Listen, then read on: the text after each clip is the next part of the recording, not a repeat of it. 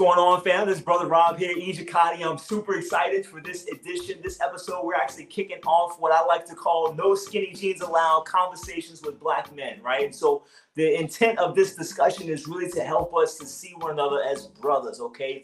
To resolve differences, to share struggles, right? There's a lot of common challenges that we face as men of African descent. So we're going to talk about a little bit of that today and share some of that with you guys today, okay? And really just open up a dialogue for us and open up a space for us as men of African descent. So I've got with me Dr. Kamal Rashid, a fellow member of the 52 Block Federation. So shout out Professor Mo, 52 Block Federation, as well as capoeira instructor and fellow African martial artist. Dr. Rashid, I'll let you go ahead and kind of introduce yourself and tell us a little bit about your martial arts background. Yeah, so first, thank you. Asante Sana to you, Brother Rob, for inviting me to the platform. So again, I'm Kamal Rashid. I'm a professor here in Chicago. I'm also a father, a husband, researcher. I write about a whole range of things, particularly Black critical thought, as well as more recently, I published a paper a couple of years ago on capoeira and have a couple of other research projects related to Afro diaspora martial arts in the works. And of course, I'm a martial artist. You know, I've been engaged in our liberation struggle since I was an undergrad back in the 90s. And so I'm active currently in a number of different organizations, including the Kemetic Institute. I'm actually the director of the Kemetic Institute of Chicago. I'm the president of the Midwest region of the Association for the Study of Classical African Civilizations. In the past, I've been active with a number of groups, including the Kawita Study Group here in Chicago, the All African People's Revolutionary Party. I've been active in the New African Independence Movement, and many years ago was active in the Shuli Awatoto Rites of Passage Academy. And of course, again, I'm a martial artist. I've studied over the years a number of arts, Wing Chun, Chole Foot, a little bit of Bagwajan. And in terms of the Afro diasporan arts, this is where I've taken my deep dive. Of course, capoeira, 52 blocks, as Brother Rob mentioned, and a number of Afro-Cuban, Afro-Puerto Rican arts like Coco Ballet, Kalinda, El Wicked Di Mani, and a little bit of Esgrima, Di Machete, and on and on and on. So again, yeah.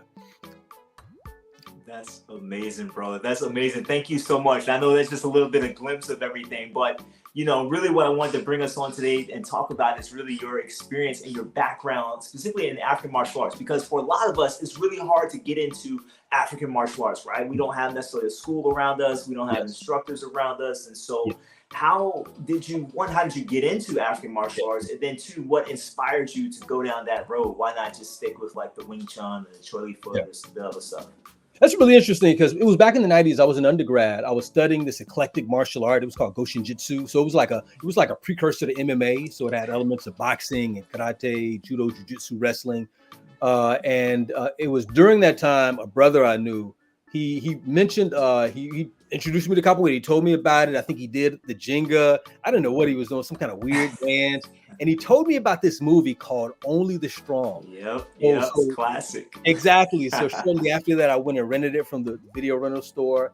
And, you know, it wasn't the best movie. It wasn't the best martial arts movie, but it planted a seed in my mind. And so by the time I got, I want to say to the end of the 90s, I was at that point interested in capoeira and really interested in the African martial art, right? And capoeira, of course, at that time was the only one I really knew about, and also I think was the one that would seem most accessible to me, and so much so that there was a class. So I'm from Chicago. I live on the south side of Chicago.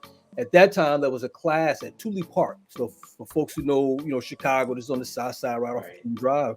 And unfortunately, the class was on Saturday, and I worked on Saturday, so I couldn't make the class. I guess I could have, pretended to be sick every now and then, maybe once a month, but I didn't think for some reason. But the seed had been planted. So subsequent to that, I ended up studying Wing Chun.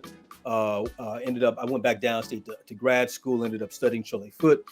But I would say throughout the early 2000s, the desire to study the Black martial arts, the African martial arts, continued to linger. I remember in the early 2000s being a part of a number of these online discussion groups. If you remember, like Yahoo groups and all the discussion boards back in that day. Yeah, discussion forums, before social media.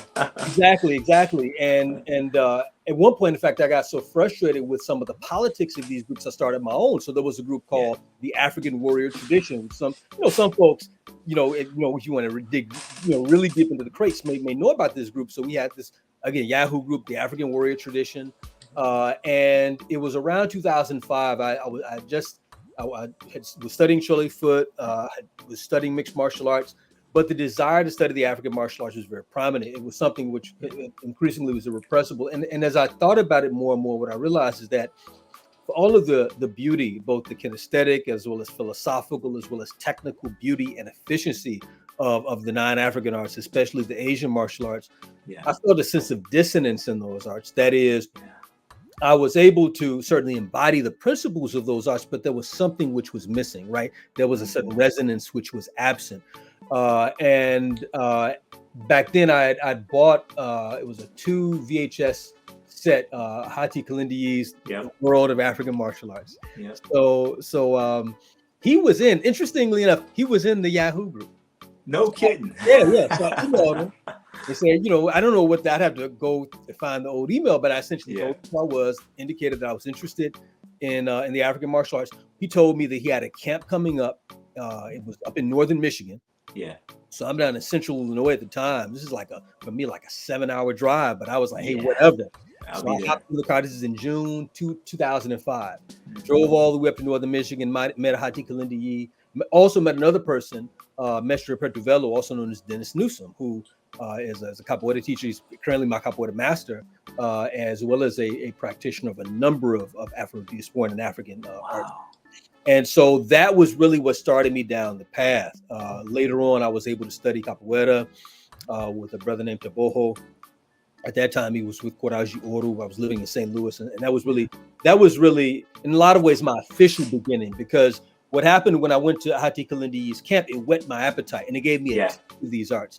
But it wasn't until really a year later, when I'm living in St. Louis and I begin to train capoeira with Taboho, that I'm really satisfying this desire, and I'm beginning to understand what it means to practice these arts. And I can say a little bit more about that, because it wasn't, what I realized after a while is that to practice the African martial arts, it wasn't just about the technique.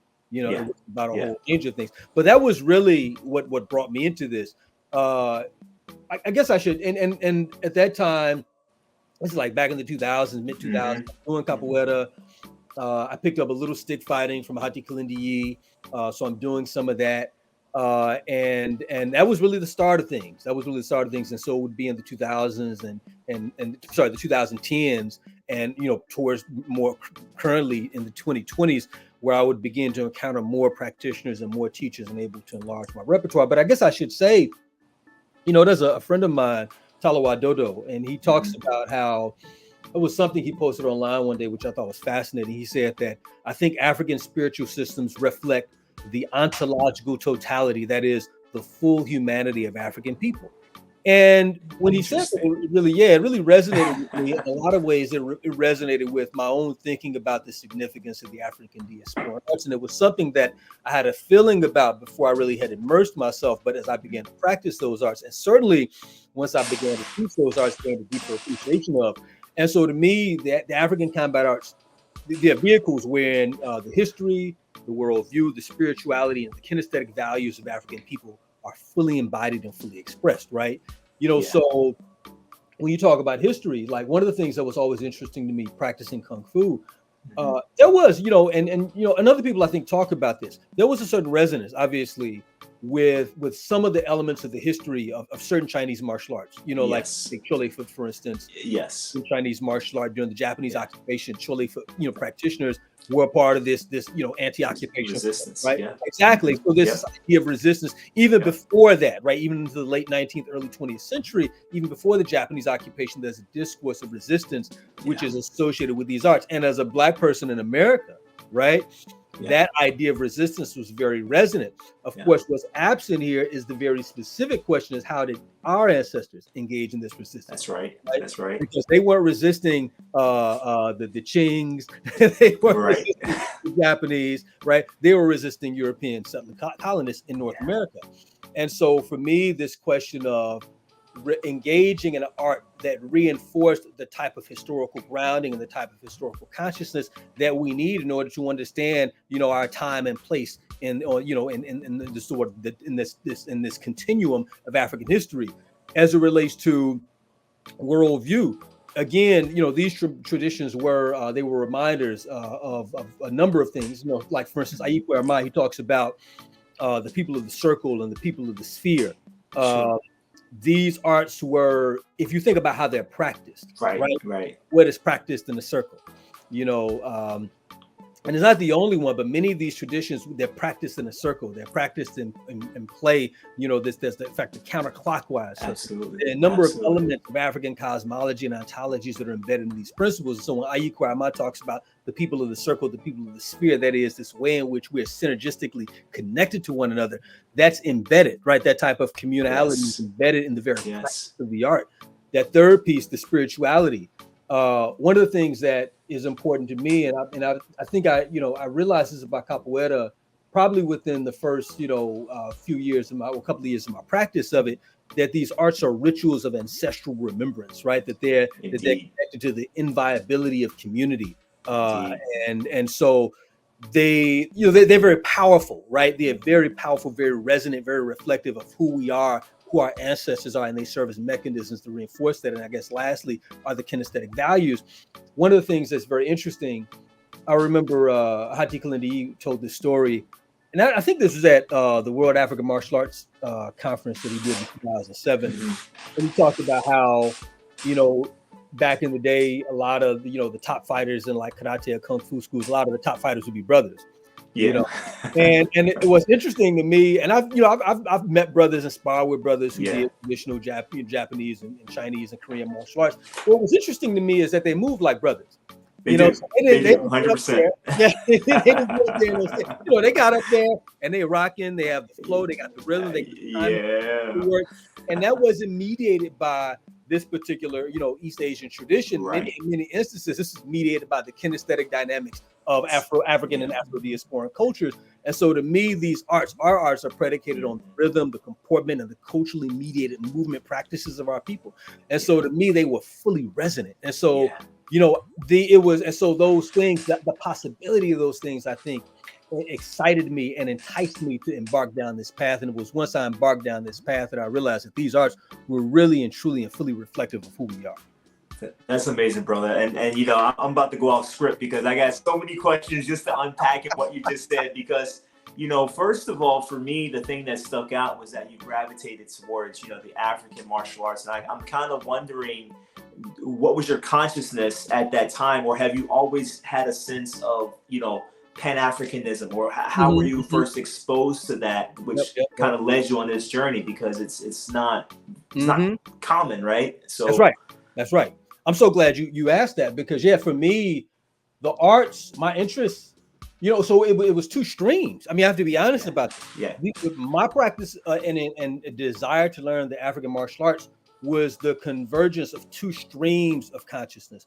One of those streams being the thing that both you and I were fed throughout our childhood, looking at martial arts cinema, right? And growing up, we're probably around the same age. So growing up like in the 80s and even to a certain extent the 70s, and seeing martial arts and the expressions of martial arts. So this was something that I was very much desirous of learning, especially given the kind of childhood experiences I had growing up on the south side of Chicago. There were lots of fights. And unfortunately, I don't feel like I was equipped for the fights that I had to deal with. I didn't, because I didn't have any I had some rudimentary training, let me say it like that. But I needed some formal training to better equip myself. And so I was drawn to the martial arts, not only because of the type of aesthetic and the type of philosophy and sort of technical beauty that was presented in cinema, but also because I recognized them as a vital part of living in a dangerous environment, right? It has to have the ability to protect oneself. But the other stream was certainly the stream of African consciousness. For me, in an explicit sense, I think that began when I was a teenager, when I read the autobiography of Malcolm X. In fact, it was two books at the same time that I read as a teenager that had a profound impact on my thinking. One was the autobiography of Malcolm X, the other was The Art of War. For me, The Art of War was in many ways a proxy for the study of martial art, right? Because at that time, I didn't have access. But here I was studying a text, a manual, as it were, of how to comport oneself in a context where war is an ever-present reality. That's right. So you have, again, this sort of martial stream, but also the stream of consciousness, the Black consciousness. And so the autobiography of Malcolm X gave me a clear sense of who we are as African people, what our reality is, and ultimately what we have to do in order to solve the problem that we're faced with, that is the problem of oppression. And it was in college where I began really to study and work very meaningfully and very forthrightly with a number of groups. I think the conceptual stream that had the biggest impact on my thinking at that time was probably, some of these ideas coming out of both the independent schools movement, but also but more generally the cultural tradition represented by Kawaida, and ideas which were practiced and expressed probably most apparently by the US organization, the Congress of African People, and the Council of Independent Black Institutions. So a number of the ideas which were resonant in those spaces about the centrality of culture as a means through which we transform our consciousness and facilitate our struggle for liberation.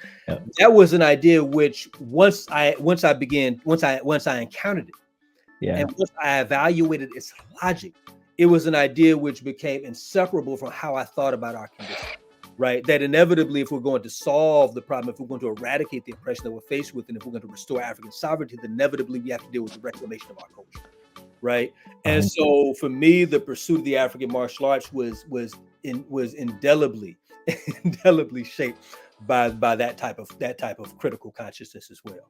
Yeah, it's just so profound to me that a lot of us are coming to these conclusions on our own and independently, right? Through various sources, whether it's autobiography of Malcolm X or other sources, we're all kind of converging on this. I mean, every one of my videos, I say, Ijikade African martial arts, the art of knocking and kicking, right? Because the idea is that we're here to restore our Black cultural identity before slavery and colonialism. So for, to your point, that is the spirit of African martial arts, right? It is that. And so it's just amazing to hear you say the same thing but we've never talked about this before. That's right. It's our first time talking about this, which is really, really awesome.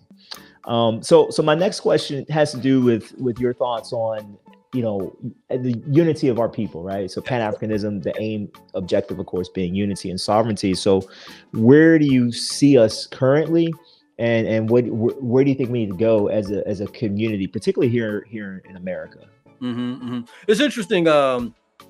There's a Swahili proverb which I'm very fond of. It says "Umoja ni nguvu, utengano ni udhaifu," which is unity is strength, division is weakness. Unity is strength, division is weakness. And I appreciate that proverb because there are many people in our community today who peddle in division.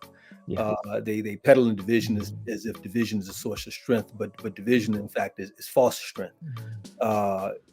Division is strength insofar as those who embrace division and they embrace divisiveness as a strategy whereby we orient ourselves in the world.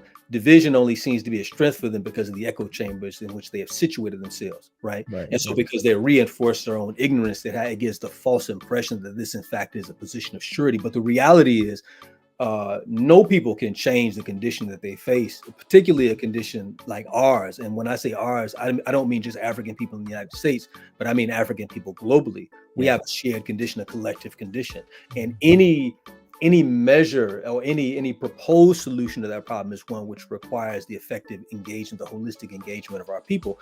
It's interesting because to me, I think it's always important for us to remember that many of the things that we need to do and many of the things that we would endeavor to do, the template for those things, the template of solutions for those things has already been forged by the ancestors, right? So we can look at the point at which Africans were brought to the Americas. I mean, one of the things which and your viewers probably know this, but for those that don't know, I'll just say it. When we look at the era of enslavement, there were three principal forms of resistance. One of those forms of resistance, of course, was day-to-day forms of resistance. This day-to-day forms of resistance meant that people simply doing everything they could to undermine the oppressive system in a way which would everything they could during day-to-day activities. Right. So this might be, since they have to work, they work slow. Or since they know they have to work, then they pretend to be sick. Or since they know they have to work, they break tools. Or since they know they have to work, they sabotage things, right? Well, or they burn the crops, right? Or they use their day-to-day tasks as an opportunity to engage in acts of resistance like poison, right? And so these, I would call these, let's say, day-to-day acts of resistance. These are acts of resistance which are embedded within the milieu of day-to-day activities. But there were two other forms of resistance which represented a disruption or break from their day-to-day pattern, which were maroonage and insurrection, right? Maroonage was the practice whereby people would flee from the plantations. They would establish independent communities, usually in places which the oppressor, which Europeans would consider inhospitable. Right?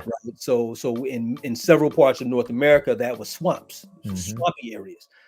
In other places, say in Brazil and the Caribbean, it was in mountainous areas.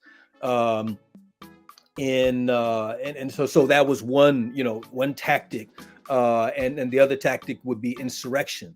This is rebellion.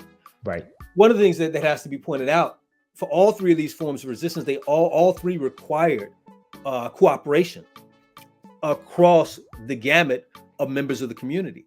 And I think people have this strange historical consciousness where they think that like there was a boat that dropped black people off in the United States. And there was a boat that dropped black people off in Jamaica. And there was a boat that dropped black people off in Brazil. And those people, once they were put on those boats, them and their descendants had nothing to do with each other ever again. Not how it worked at all, right? Because at one point, in fact, the inter-American trade was the most prominent trade. So it was very common that enslaved Africans would be brought from the Caribbean to the mainland North America, or from mainland North America to the Caribbean, from Brazil to the Caribbean, and so on and so forth. I had no idea. I mean, like I didn't know that. You know, like I had no idea. Yeah, if you look at the slave trade database, you can look at the voyages. And actually, I did a presentation about this earlier this year. It was a presentation I did on Kalinda and the African worldview. So Kalinda is an Afro-diaspora martial art. It's a stick fighting tradition. It's mostly associated with the Caribbean, but we do find it also in North America. Well, one of the things that I did during this presentation in my efforts to historicize Kalinda, that is to attempt to situate the formation of Kalinda within, or to attribute the formation of Kalinda to a particular geographic loci, I looked at where the ships were coming from, right? So, for instance, Kalinda, the earliest attestations of Kalinda is in Guadeloupe in the 18th century. I think it's in the 1730s, I want to say, in Guadeloupe. No, where is Guadeloupe? I'm sorry, I'm not a geographer, historian, or it's in they call it the Lesser Antilles. That's that other cluster of islands, like south of so we have Jamaica. So South Caribbean, somewhere down. Further south. Okay, gotcha. South America. The Lesser Antilles. So Guadeloupe is down there. Well, Kalinda ends up being in Haiti, ends up being in Puerto Rico, ends up being in Cuba, ends up being in Louisiana, right? There's a stick fighting art I've seen from Brazil that looks a whole lot like Kalinda. They say it looks like a duck and quacks like a duck, must be a duck. Well, anyway, one of the things that's interesting is that when you look at where the ships were sailing from, right? You can look at where the ships were sailing from, and from there you can begin to try to extrapolate what types of culture, what types of ethnic groups, and what ethnic groups' combative traditions may have contributed to the formation of this art. And so in the case of, when I was doing this research, I looked at a number of the places in the Caribbean, but I looked at the United States because there was Kalinda, Louisiana. You can go to Congo Square right now in New Orleans, Louisiana. There's a plaque in the park, and that plaque it shows a picture of enslaved Africans engaged in a celebratory dance. And it talks about the types of dances they did. One of the dances that they did in Congo Square was a dance called the Kalinda, right? It was a combat dance. It was a stick dance. And if you want to delve deep into the literature, you can find more descriptions of it. Well, the point is this. When I was doing this research, I looked at what were some of the ships that were sailing into New Orleans during the era of enslavement. And I found those ships were coming from places like Martinique. They're coming from places like, and this is just the Americas, right? I'm not even talking about Africa, right? They're from Martinique, from Cuba, from, I think some of the ships came from Trinidad, some of the ships came from Puerto Rico, Martinique, if I didn't say Martinique already, of course, Haiti. We know, in fact, after the Haitian Revolution began, there was a significant influx of Haitians into that territory. And of course, beyond that, in fact, I was in New Orleans about a month ago, And my wife and I took a trip to the Whitney Plantation, which is in Edgar, Louisiana. It's about 45 minutes west of the city. Well, when you go there, there's a lot of interesting information there about the types of Africans who were enslaved on this plantation. And of course, a number of them came from the Senegambia, that is today Senegal and Gambia. A number of these Africans were Congo. A number of these Africans were Igbo, and so on and so forth. Well, this was all very interesting. And again, I'm not saying this to get into the history of Kalinda, but I think that we weren't in these places where we were geographically and culturally cut off from each other. But that in many instances, Africans will be brought from one place to another, right? And so our cultures and our histories and our modalities of resistance were constantly enriched and constantly informed by the inflows of Africans from other places. Just one more example of this, we can deal with what happened in the 19th century, right?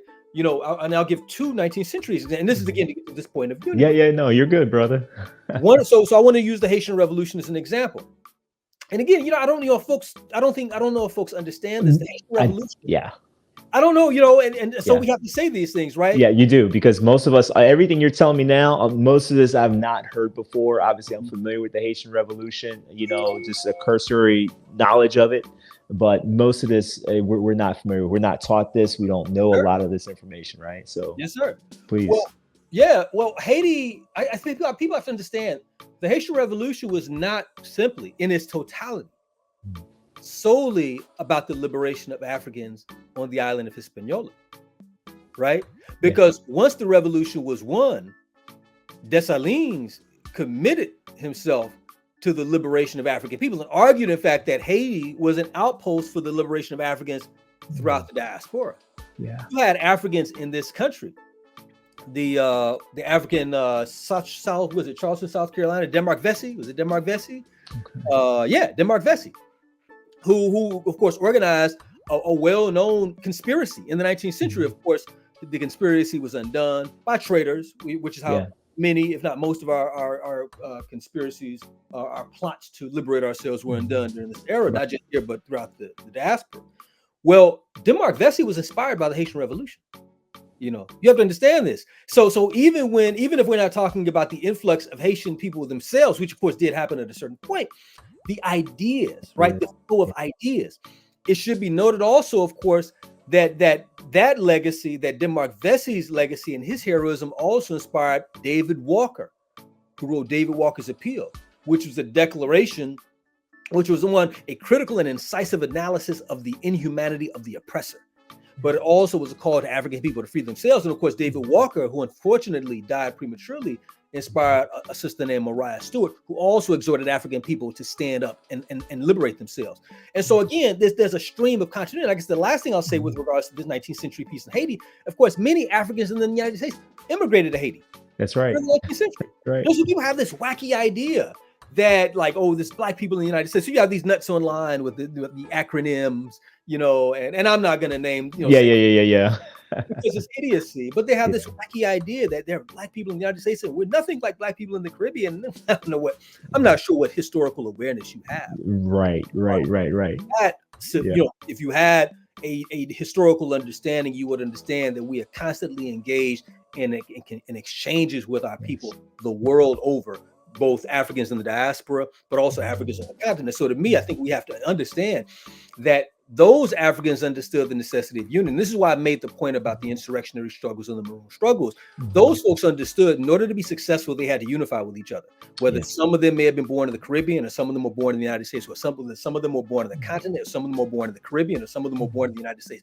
They understood that their potential success was predicated upon their capacity to work together cooperatively in order to ensure their collective survival. They understood that there was a higher interest and they understood that the highest potentiality of their engagement was optimizing the achievement of African freedom, right? Not the freedom of some little atomized subgroup of black people who think that they're special. No, absolutely. So, I mean, we've been talking this idea of unity for a long time now, you know, as a community, as a people. And I think sometimes I don't know about you, but sometimes it can be discouraging because you look around or you talk to those in your community and you try to get them on board and they're just resistant. And so it feels like it's either very difficult. It feels like our folks in our community don't want to hear it. They don't want the message. They're happy with the vision. They're, you know, as I say, they're comfortable instead of conscious. And so, I mean, do you feel like we're going backwards in a sense? Or, I mean, do you see a light at the end of the tunnel, you know, like? Yeah. So I'll say I do see a light, but not in the way that I think most people would think. I think, let me say it like this. I have a book chapter that's under review right now. And in that chapter, I talk about this idea of cultural entropy. You know, so entropy is the idea in physics. Entropy would be like, you could think of entropy as heat loss, right? You know, if you put a cup of water in the microwave for 2 minutes, that water is going to be really hot. You sit it on the counter, all that heat is eventually going to dissipate, right? And eventually that water is going to be cool. You could think about that as entropy. So entropy in that context can be deal with heat loss, but entropy also oftentimes in social contexts refers to this idea of the gradual transition of things from a state of order to chaos. Well, I would argue that because of our lack of control, right, over our communities, over our institutions, over our minds, that we are therefore subject to cultural entropy. What does that mean, like cultural entropy? Like cultural entropy would be cultural entropy. There would be the inexorable loss of our sense of our culture, of our identity, of our values, of our worldview. So it's kind of like a collective amnesia. Would you say to some degree, or no? Yes. Because and the reason why I think this matters is because, you know, I think about this a lot. If you think about the UNI, the Universal Negro Improvement Association, of the Garvey movement, and what Marcus Garvey and others were able to achieve at that time, they were able to achieve what they did because of a type of shared consciousness. But within that, right, because consciousness is simply an expression of culture. So they're able to achieve what they did because of a shared cultural consciousness among African people, both here in the United States, but also throughout the world. If you look at the Black Power movement, again, it's important to point out that during the period of the Black Power movement, there was also a decolonization movement that was happening on the African continent. You know, and there was a great deal of synergy between these two movements. This is why Malcolm X was received so warmly when he went to Africa. This is why W.E. Du Bois was received so warmly when he went to Africa. This is why so many Africans in the diaspora were engaged with the ideas of people like Kwame Nkrumah, Frantz Fanon, Amilcar Cabral, and so forth. Right? There was certainly an affinity politically. There was certainly a shared consciousness in terms of the need to throw off the yoke of European domination, but there was also a shared cultural consciousness, you know, in terms of who we are as African people and the need for us to create a different world from the world that had been created in the image and interest of European domination, right? One of the things that, you know, that I think about with regards to all of those movements, as I ask myself the question as to whether what those movements, again, the Universal Negro Improvement Association, this early phase of Pan-Africanism in the 20th century, as well as Black Power, civil rights, let's say civil rights, Black Power, or let's say the Black freedom movement in this country, and the global, you know, decolonization movement among African people. If movements of these kind could be brought forth today, and I'm not sure. And the reason why I'm not sure, and I'll just talk about us in the United States, what we've seen occur in our community since the 1960s is a profound degree of cultural disintegration is not the word, but a profound degree of a profound dismantling, right? A profound dismantling of cultural institutions in our community. And some of this, of course, in fact, most of this, really, all of this in its totality is really born of the type of assault that we're under, right? So you could look at social economic processes like deindustrialization and what this did in terms of the economies of Black and post-industrial communities like Detroit, Chicago, and others, what this there in turn did to families and the types of institutions that those families and those communities sustained. You could look at this in terms of the type of assault that not only the influx of drugs in the community, but then the war on drugs had in the community in terms of the further unraveling of the community. What the Black community has been subject to in the United States in a very determined way since the end of the 1960s is a campaign of destabilization. Just like how, you know, the CIA, if it wants to topple a government, oftentimes it'll send in people, you know, agents in order to foment chaos in those communities. Chaos in those countries to destabilize those countries. Well, much the same has happened in our community. That is, they have been subject to a process of destabilization through the sabotaging, really, of the economic institutions or the economic institutions that the community is dependent upon, the social institutions that the community relies on, as well as the type of value systems of the community. I would argue that our value system itself has been attacked, and I would argue the best case of this, or the best example of this, is popular culture. You can look at the type of, you know, popular culture which is presented to us as Black culture and the types of values that it attempts to impose upon us, and ask yourself whether these values are consistent with a people in need of liberation, or even a people in need of the capacity to live in harmony and in cooperation with one another. Instead, our community is inundated with messages that preach the gospel of atomistic individualism, hedonism, recalcitrant violence, the image values that dismisses the sacredness of family, the necessity of community, that prioritizes the acquisitiveness of the individual above all other considerations. So I would argue that we have been subject to a profound cultural assault. And so I would argue that we are far less unified than we were in the past. I would argue that what existed, let's say, a century ago among our people, not only was a condition that in some ways was more visibly harsh and undeniably oppressive, but today, though, you know, and so I would argue that change in our consciousness is not just born of the change in condition. I would argue that change in our consciousness, as a consequence of that process, and it orients us, rather than looking at that condition or looking at the continued challenges that we face, which are born of the system of oppression which we are situated under, to not see those things, or to not see that system as one which we should struggle against, that system as one which we should eradicate.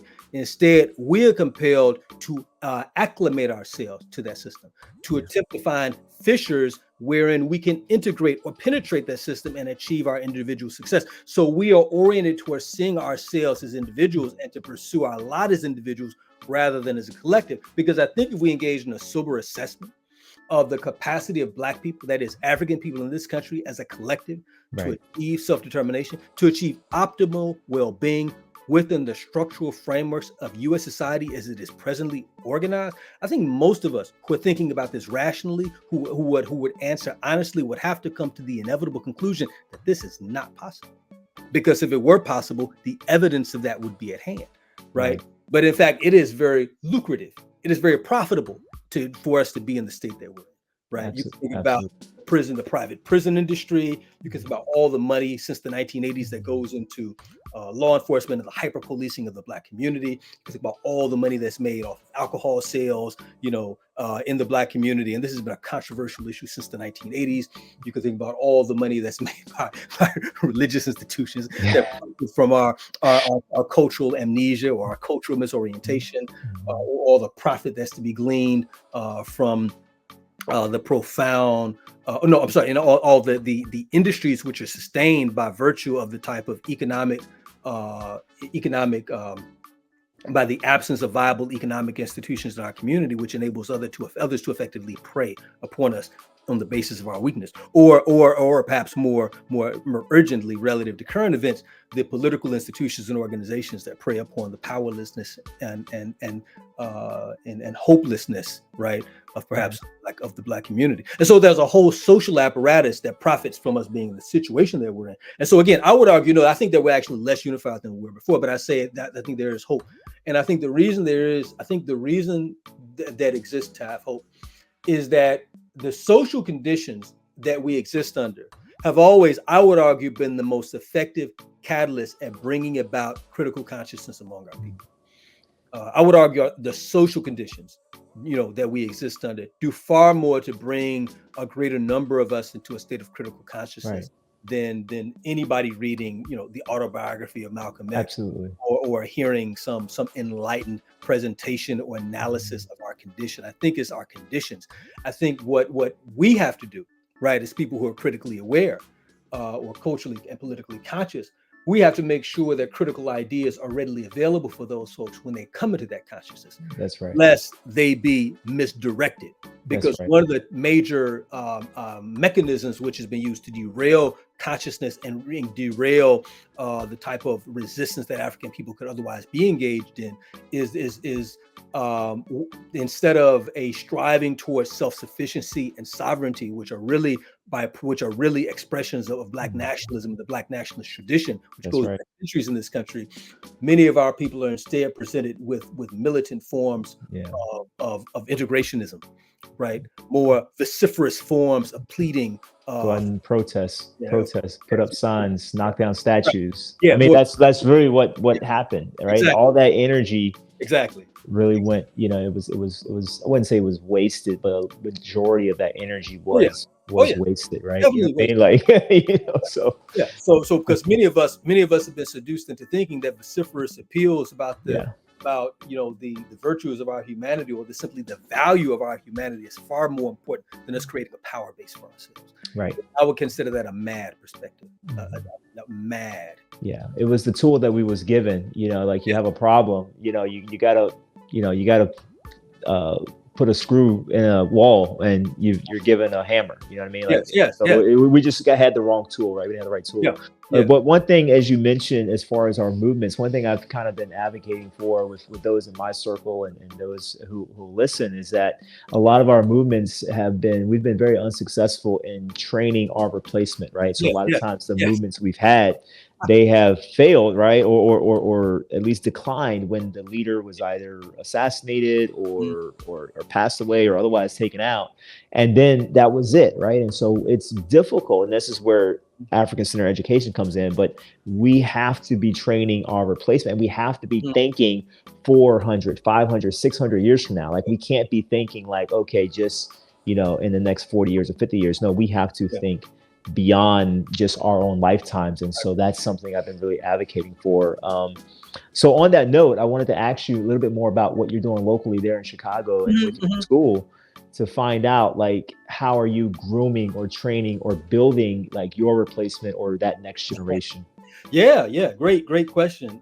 So for a number of years, I want to say, I think it was like from 2013 to 2021. I think those were the years me and some other brothers had a male Rites of Passage program called Alkebulan Rites of Passage Society.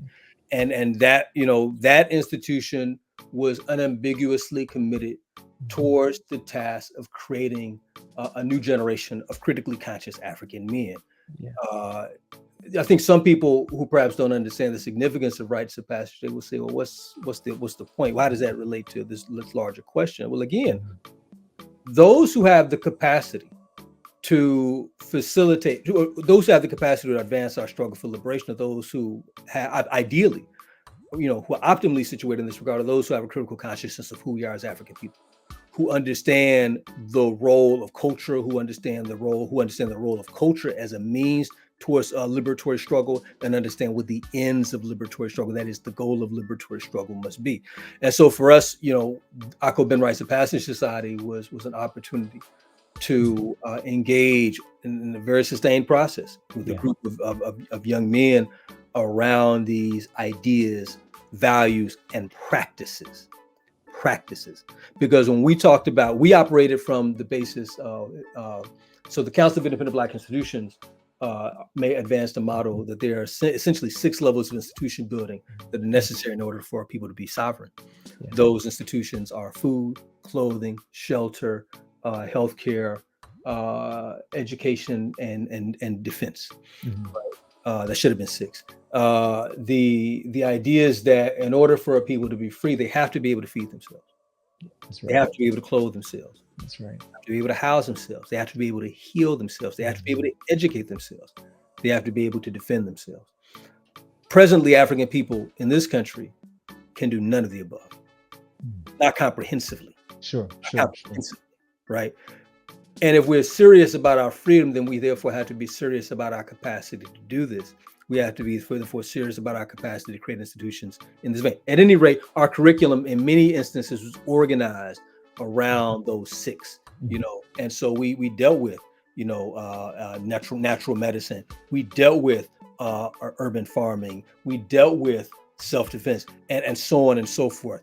I'm actually working right now. That program ended, I think it was in 2021 when the program ended, but I'm working right now. It's 21 or 22. Right. But I'm working now to reboot that work, but it'll take a slightly different form.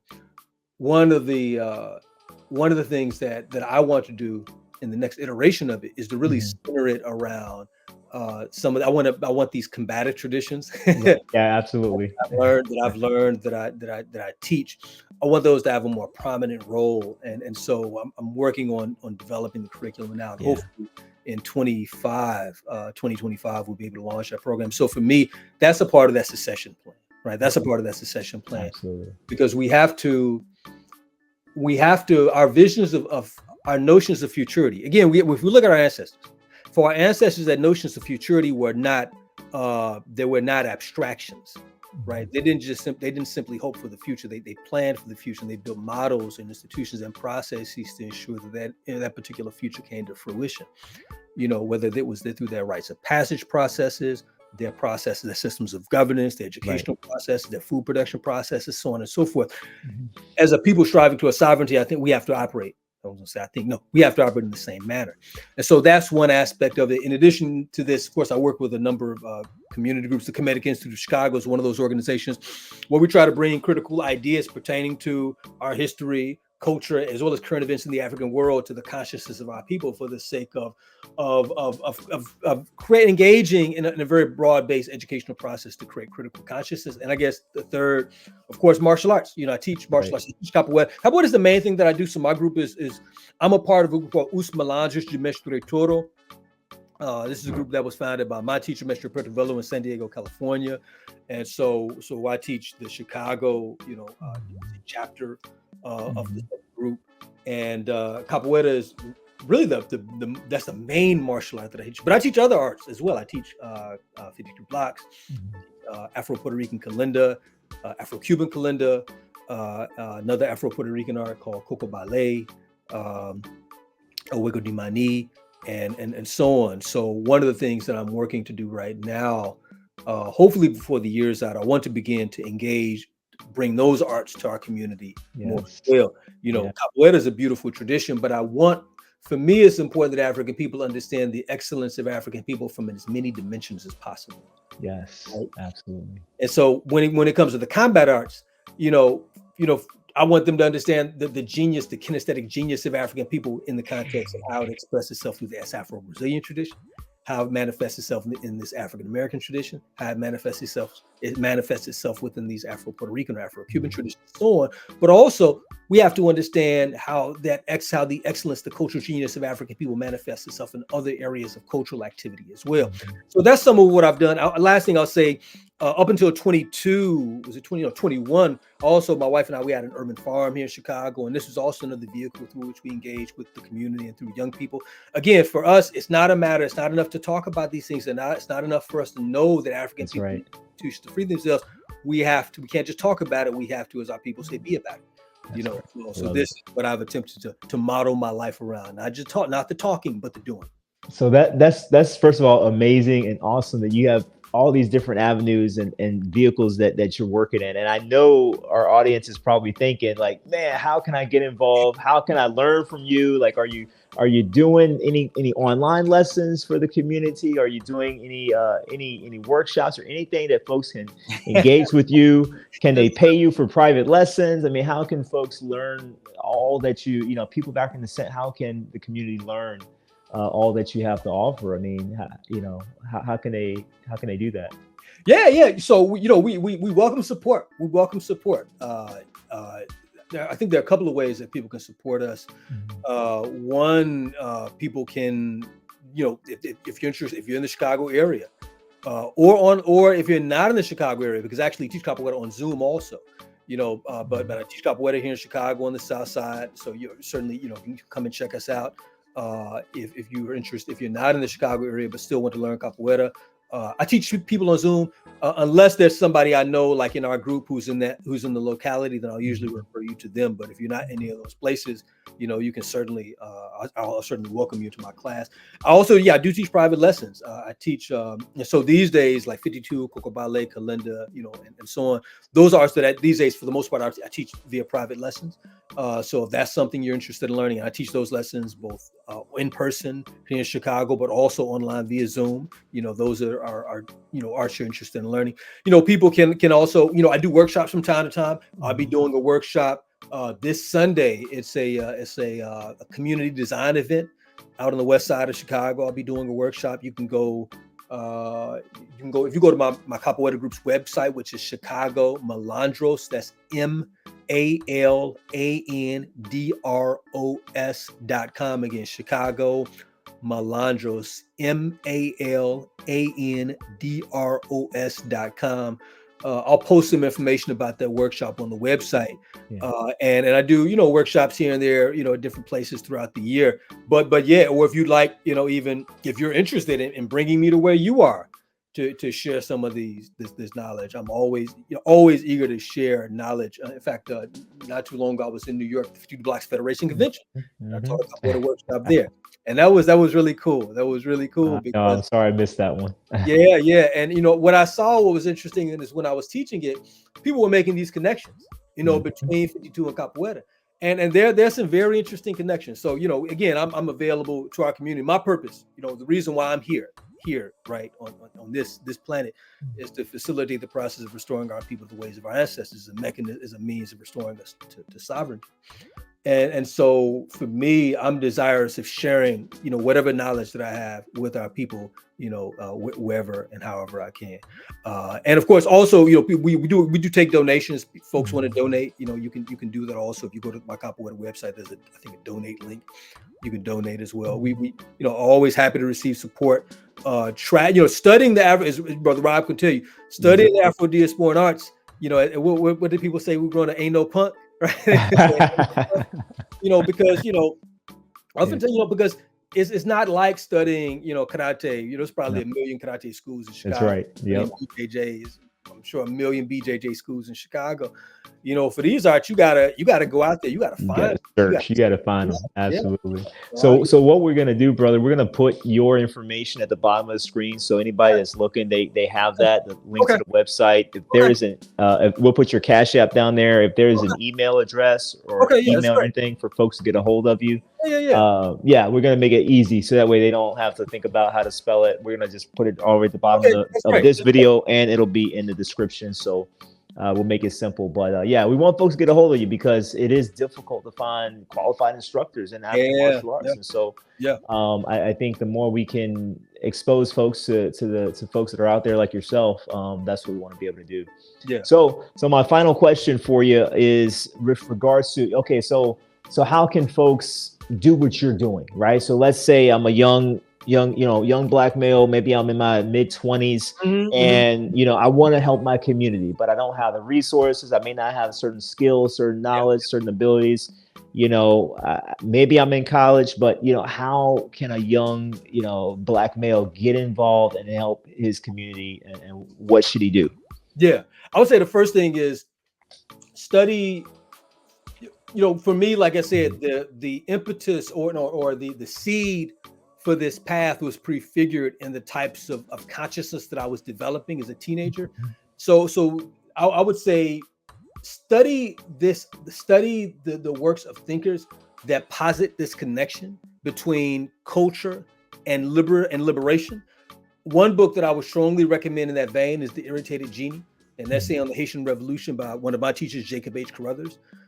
Makes a very, very, very compelling case for the role of an African worldview in both the motivation as well as the tactics as well as the outcomes of the Haitian Revolution. Again, there are other books that make arguments of this kind, and I can name some of those as well. But certainly, The Irritated Genie by Jacob H. Carruthers is a very compelling one, a very powerful one. The second thing I would say is assess what resources you have access to in your community. Some of those resources may be more visible than others. For instance, capoeira is distinct in many respects among Afro-diasporan. I would argue capoeira is distinct among many African arts in the sense that it's one of a few arts that are fully codified. When I say codified, I mean it's an art that's been organized and systematized in a way. That hasn't necessarily happened to all of our combative traditions. A number of these arts are being codified presently, right? Right.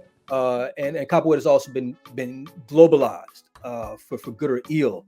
And so you may have capoeira, in your town. I get every now and then I get emails from people or calls from people who are in other places. They want capoeira, and either there's no capoeira where they are, or they don't know what capoeira is where they are. I had somebody that drove here. He drove like several hours to a capoeira class that I was teaching. Because where they are, there's no capoeira. Yeah. And I've had even people on my Zoom class who got on Zoom with me. They were in a place where there's no capoeira. But I would say, but first assess what's around you. There may be something around you. Capoeira might be that thing. There might be other lesser known traditions. There may be exponents of lesser known traditions around you as well. Lesser known Afro-diasporan traditions like 52 blocks, that's right, like Kalinda, like any one of the varieties of Kalinda, like Esgrima de Machete, which is the Afro-Colombian machete art, or Timachet. There's a growing number of practitioners and exponents of these arts in our communities. So look around. The third thing that I would suggest is, if having done that assessment, connect with folks and learn and really, commit yourself to learning. You want to in the learning process, right? I would say whatever arts you're able to learn, try to learn those arts as holistically as possible. One of the mistakes that I made in my early study of capoeira, when I came to capoeira, I was just interested in technique. Yeah. I mean, the philosophy as well, obviously in the history, of course. Yeah. But I was really just interested in the martial. Sure. Right. Sure. Capoeira, and I wrote a paper about this. If anybody's interested in reading it, it was published in the Journal of Black Studies in June of 22. But in it, I argue that capoeira has three aspects. So the primary aspects of capoeira is the technical. The secondary aspect of capoeira deals with the music and so on. And the third or the tertiary aspect of capoeira are the communal aspects and other elements. Well, at any rate, that secondary part, I wasn't interested in music. I spent like my first year, maybe year and a half in capoeira, just focused on technique, not really learning music. I eventually got a bit and bow, and I met a Mestre Kalango, and I'll never forget what he said. He was doing a workshop here in Chicago, and he said, when he meets someone who knows capoeira but doesn't know music, he doesn't feel that they truly know capoeira. And that stayed with me, because I was one of those capoeiristas who really knew music, right? Yeah. So, and it wasn't, I'll admit, it wasn't until a number of years later, many years later, that I really began to take the music seriously. And once I did, it began to occur to me that much of the ashe, much of the spirit, the essence of that art was both captured and expressed via the music. When people talk about the manjinga, the power, let's say, I'll just say power, the expansive power of capoeira, a lot of that is expressed or mediated through the music. And so you have to take the music very seriously. Now, not all Afro-diasporan arts have a musical accompaniment. 52 blocks really doesn't have music, but capoeira does.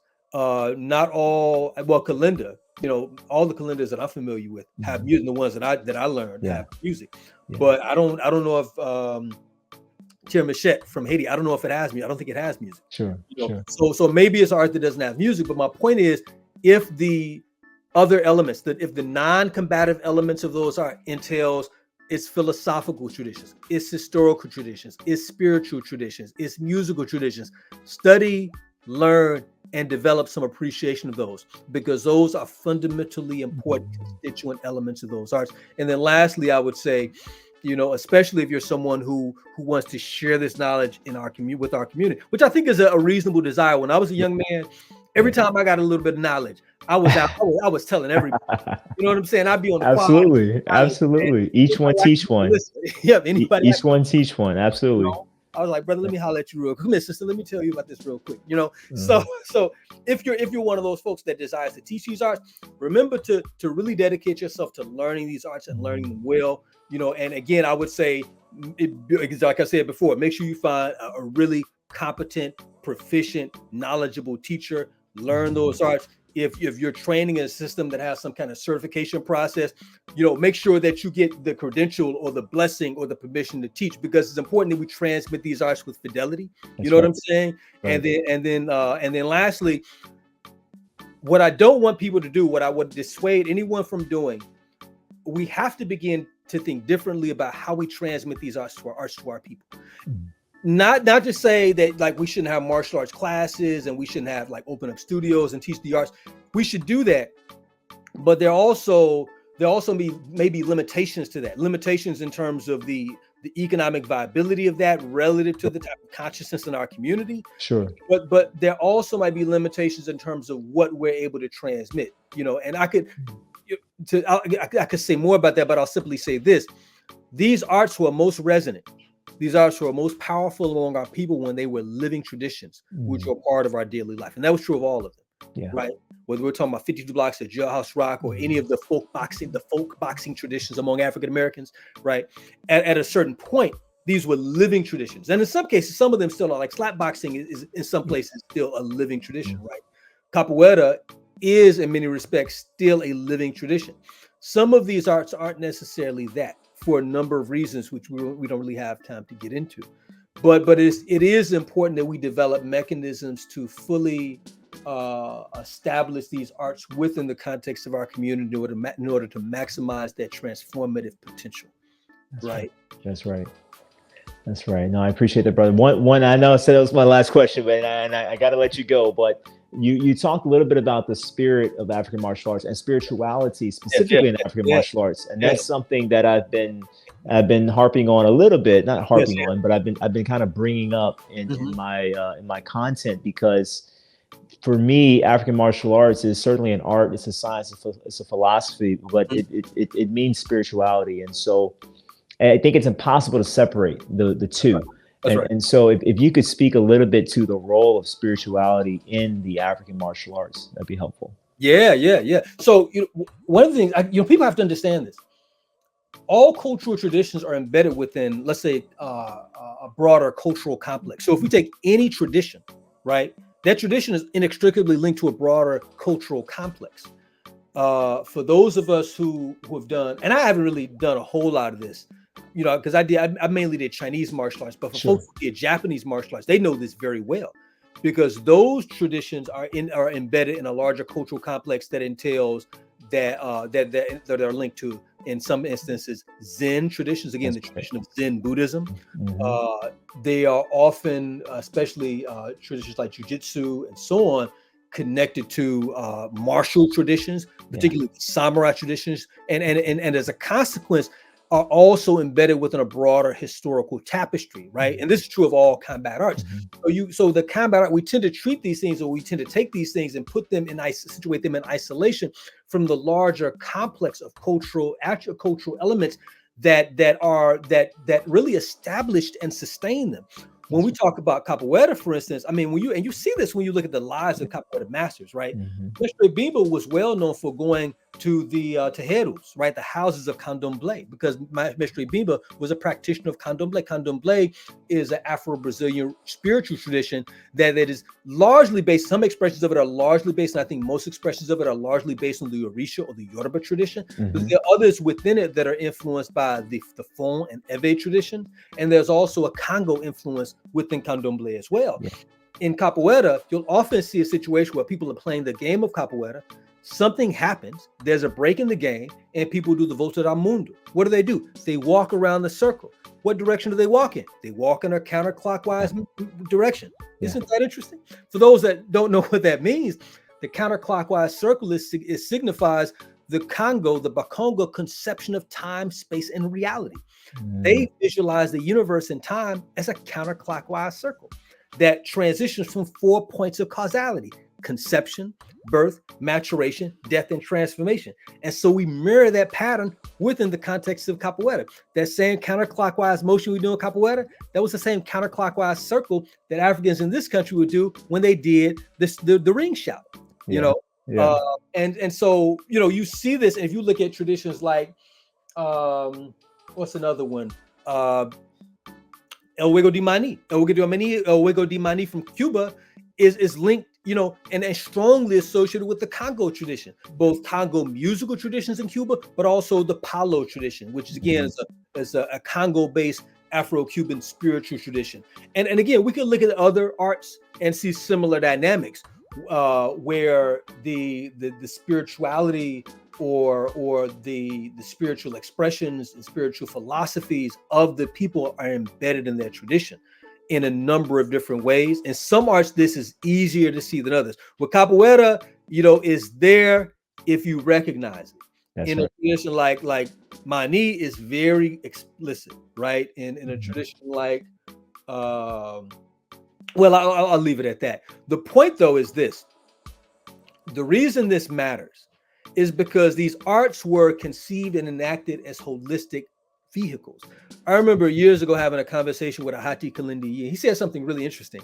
He said that, traditionally martial artists didn't do kinesthetics, and then do their martial art and then do their spirituality. It was all together. Yep. Zen is a part of those Japanese martial arts, right? The art was that's why your philosophy of life and living was a part of the martial arts. That's why your conceptions of social protocol was also mirrored, not just in the society, but also in the martial art. The martial art became a microcosm of the larger social reality. So this is why it was so important that those spiritual traditions were embedded in those arts, because the art was a way of life. Yep. And if you understand, especially, and this is true of our traditions as well. If you read, I guess 2 books, if you read like, what's a good book about capoeira that captures this? I mean, if you read about the lives of any famous capoeira masters, both then and now, my mestre is mestre total. Capoeira is a way of life. And, or if you read even books about practitioners of other arts, Dr. Edward Poe, I'll say this, 2 plugs. Dr. Edward Poe has published a number of books about the African and Afro diaspora martial arts. All of his books affirm this point, whether he's writing about Martinique or Madagascar or Brazil, right? Or Nigeria. In all these places, the arts were holistic vehicles of cultural expression, spirituality, physical conditioning, the social protocols, everything was embedded in the art. And so again, the arts also, our spirituality is often linked to these arts. In some cases, it's much more salient than others, but it's also a fundamental part of it. And the arts therefore served as a means of reinforcing our connection to the ancestors. And I would say minimally there's that. So even if that art doesn't make an explicit reference to the elemental forces, right, which are often divinities, whether we're talking about the Orisha tradition or the Fon and Ewe traditions, right, even if those arts don't make an explicit reference to elemental forces, those arts invariably draw or pay homage to the ancestors whose shoulders we stand upon as practitioners of those arts. That's why Professor Mo is so fond of saying from Africa to the plantation, to the prisons, to the streets. So for us to recognize this stream of continuity, which informs the progression and the formation of these arts. And all of my teachers, whether it's my capoeira mestre Pertuvelo, who also have learned the African American kalinda from, Coco Ballet and Mani, and a teacher who also taught me the Afro-Puerto Rican kalinda, Maestro Miguel Quijano, or Professor Mo, all of them in their own way emphasize this ancestral connection, which I argue is a fundamental expression of the spirituality of these arts as well as African people. Man, I can't think of a better way to close on that note, brother. That was fire, and that was that's the truth. I'm speechless. I don't have anything else to say because, like everything you said is kind of my thought process about it. But it's good to hear another perspective on it. So I want to thank you for that. Thank you. For sure, brother, for sure. I do want to leave the floor open if you had any kind of closing comments or any last thoughts or anything you wanted to say to the audience before we wrap up. Yeah. I'll say this. We have to. So there are a number of reasons why I'm an exponent of these traditions, and many of those reasons I've already shared. But there's another reason, which is not something which I was initially aware of, but it's something which I've become more acutely aware of and more concerned about of late. One of the things that I talked about cultural entropy earlier, right? Cultural entropy, again, the loss of our cultural values and practices and traditions because of a whole range of social historical processes which are adversely impacting us as a people. This is not just happening to us in the United States. This is happening to African people globally. For many of the same reasons. I'll say this, however, one of the consequences of that cultural entropy is that many of our traditions are endangered. That's right. And Edward Poe writes about this, in one of his book about Danmié in Martinique. Mm-hmm. He talks about how Danmié nearly ceased to exist in the mid-20th century, but there were a number of determined practitioners who created an organization called AM4 with the aim of preserving this art and ensuring its transmission into the future. And so many of our traditions are endangered. And one of the Odu Ifa. The Odu Ifa is the sacred text of the Yoruba people. And one of the things that is emphasized in the Odu Ifa is that we not let any good be lost in the world. To not let any good be lost. Well, I argue that our culture is something which is good and beautiful. Absolutely. Right? Because it gives us a sense of who we are. It gives us a sense of the values and practices which have enabled us to historically live with each other, in concert with one another, in concert with nature, that is the elements, in concert with the divine and the universe, right? And so I argue that in order for us to optimize our living, right, we have to preserve and expand and build on those traditions. So again, know that many of our traditions are lost, are lost or endangered. Yeah. And to me, this is another reason why we should embrace, studying, learning, engaging those traditions. Because these are traditions which are a key part of our consciousness. They're a key part of our humanity as African people in the world. And we should not let something which is as good and beautiful as our traditions, knowledge which has been passed down to us from our ancestors, to be lost. Wow. Thank you again, brother. Thank you. Thank you so much. Like I say, I'm at a loss for words. I'm gonna let that marinate for a little bit after this call. But thanks again to the audience. Please check out Dr. Rashid's school. Check him out. Hit him up. Send him a Cash App. Right. Please support the work that he's doing. Okay, we gotta support our brother and the good work he's doing out there in Chicago. And then just on the interwebs as well. Definitely link up with them on Zoom. Get your classes in and start learning our culture, our traditions in African martial arts. So again, I salute you, brother, and I appreciate you. Appreciate you, brother. So thank you so much. All right, bro. Peace. The purpose of our organization is to start right here in Harlem, which has the largest concentration of people of African descent that exists anywhere on this earth. There are more Africans here in Harlem than exist in any city on the African continent, because that's what you and I are, Africans.